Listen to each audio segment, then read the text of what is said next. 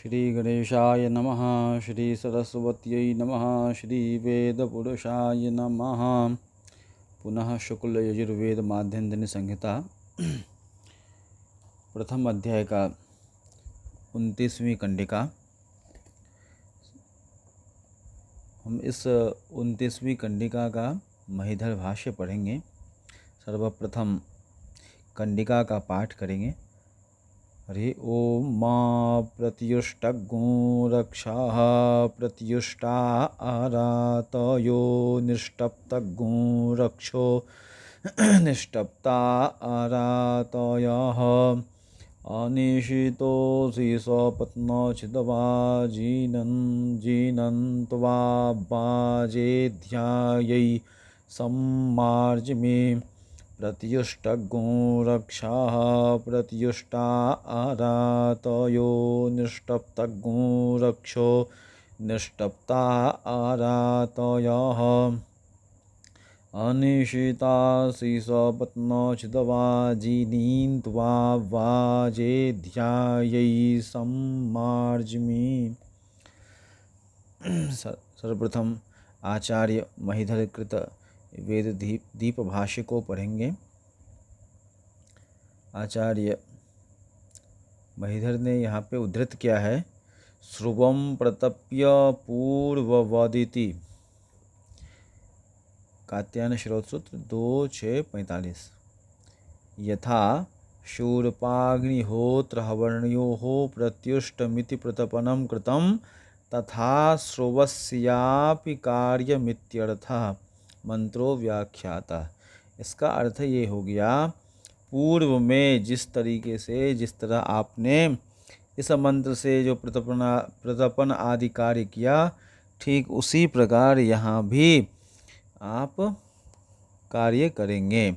इसका पूर्व में आचार्य ने व्याख्या कर दिया है। पूर्व में क्या किए और अभी क्या करना है, इस बारे में एक साधारण सी बात मैं बताऊं कि श्रुवम प्रतप्य पूर्वत, इसका अर्थ ये हो गया कि अध्वर्यु क्या करता है, गाढ़ पत्ते के पश्चिम में पीछे बैठकर, जैसे पहले शूर्प और अग्निहोत्र हवणी का उन्होंने क्या किया था, तो प्रत्युष्टग्गो रक्षा इस मंत्र से प्रतपन किया, अर्थात गर्म किया, तप्त किया। उसी तरह यहाँ भी प्रत्युष्टग्गो रक्षा इस मंत्र से श्रुवा को तपाकर किंचित मात्र प्राग देश में जाकर श्रुव को बाएं हाथ में ले लें।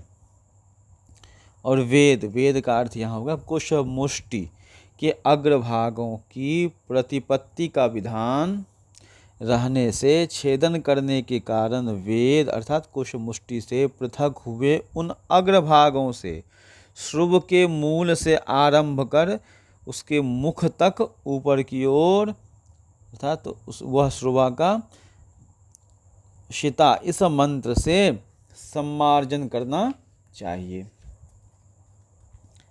पुनः किंचित प्रागमन, पूर्व की ओर जाकर के श्रुव के अग्रभाग से लेकर मूल तक उन कुश मूलों से अनिशित इस मंत्र से उसका अर्थात श्रुव का सम्मार्जन करना चाहिए।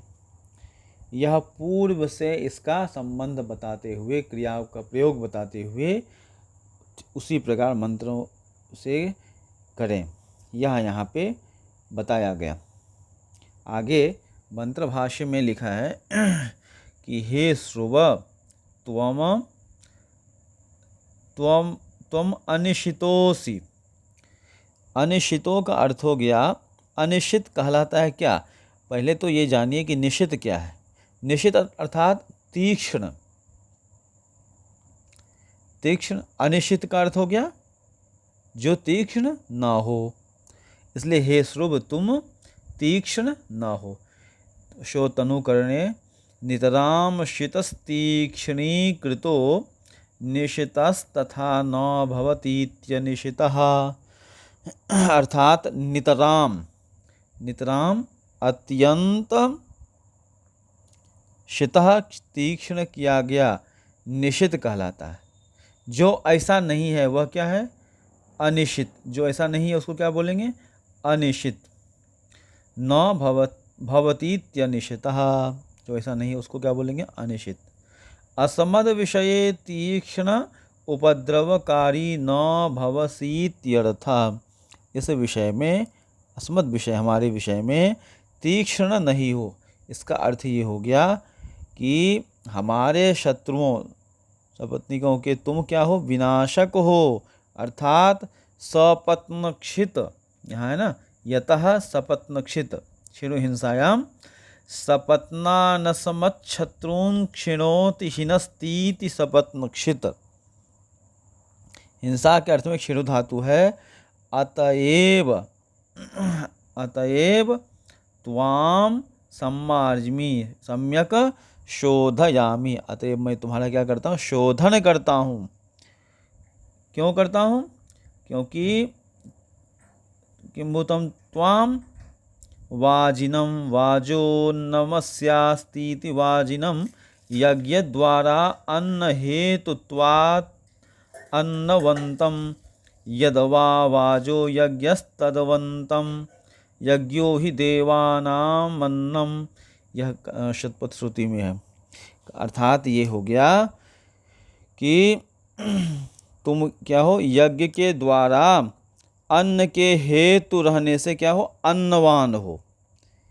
यहाँ पे यद्यपि वाज शब्द जो है अन्यत्र तो अन्न का वाचक है, तथापि यहाँ पर यज्ञो ही देवानाम अन्नम, इस श्रुति के अनुसार यहाँ पे यज्ञवाचक है। क्या है? यज्ञवाचक। तथा च यज्ञाख्य अन्न के योग्य है, इसलिए वह क्या क्या वाजी कहलाता है।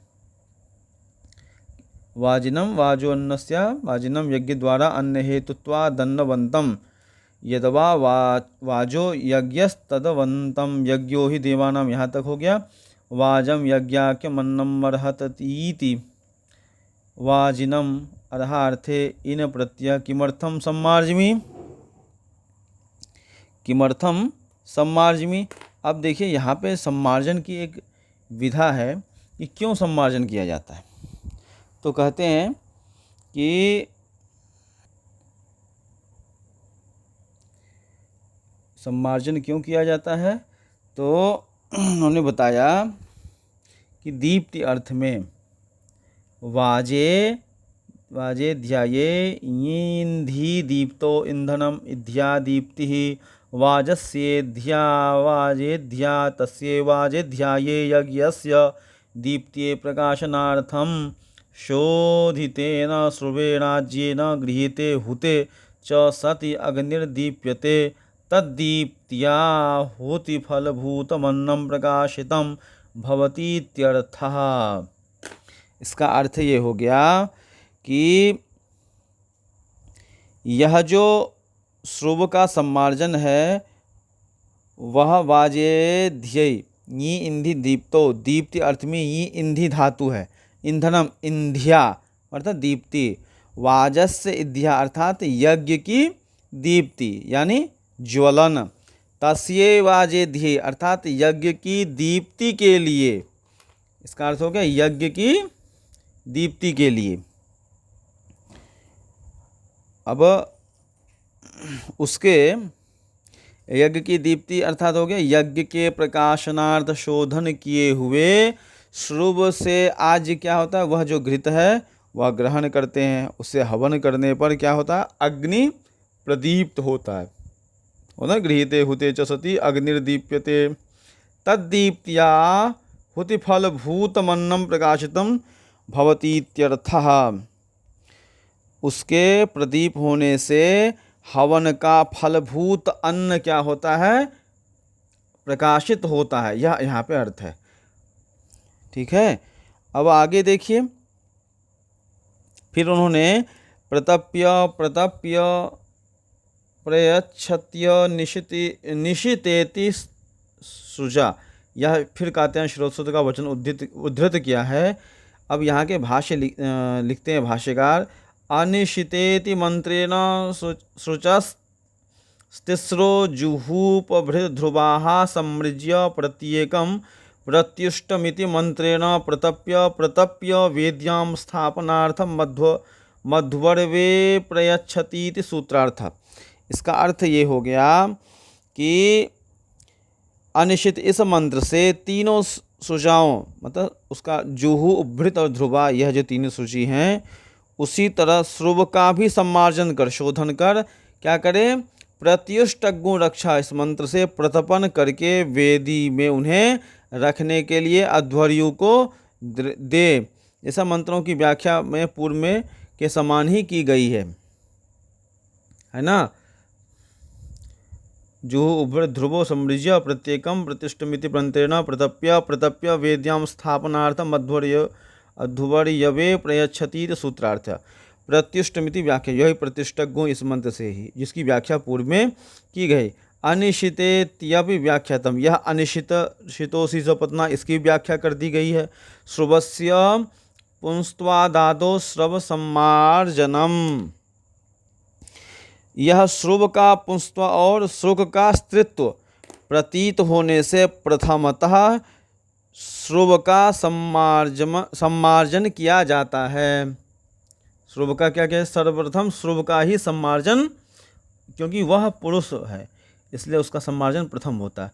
श्रुचाम स्त्रीत्वात् पश्चात, श्रुचि का बाद में, क्योंकि वह स्त्रीत्व है, जैसा कि श्रुति में वर्णन है, योखा वै श्रुग वृखा श्रुवः, श्रुग वृखा श्रुव इत्यादि श्रुते है, जैसा कि श्रुति के अनुसार श्रुव का पुल्लिंग और श्रुग का स्त्रीलिंग होना प्रतीत होता है। अब आगे है, जुह्वादीनां शुचां स्त्रीलिंगत्वात् तद विशेषेण योरनिशिता वाजिनीमित्यनयोः स्त्रीत्वं विशेषः। इसमें जुहू आदि शुचाओं का स्त्रीलिंग रहने से उसके विशेषण भूत अनिश्चित और वाजिन में भी स्त्रीत्व प्रदर्शित किया जाता है, और सब क्या है, समान है, क्योंकि श्रुवा, श्रुक, जुहू, उपभृत, ध्रुवा, ये सभी यजमान और उसके ऋतुजों के प्रति तीक्ष्णता से रहित हो, मतलब वह उसमें तीक्ष्णा हो, उनके क्या हो, हितकारक हो, किंतु उनके शत्रुओं के प्रति तीक्ष्ण और शत्रुघातक हो, यह यहाँ पे आशय है। इसलिए स्त्री और पुरुष की जो यहाँ विशेष बात की गई है वह इस मंत्र में भी प्रदर्शित होता है। इत्यलम।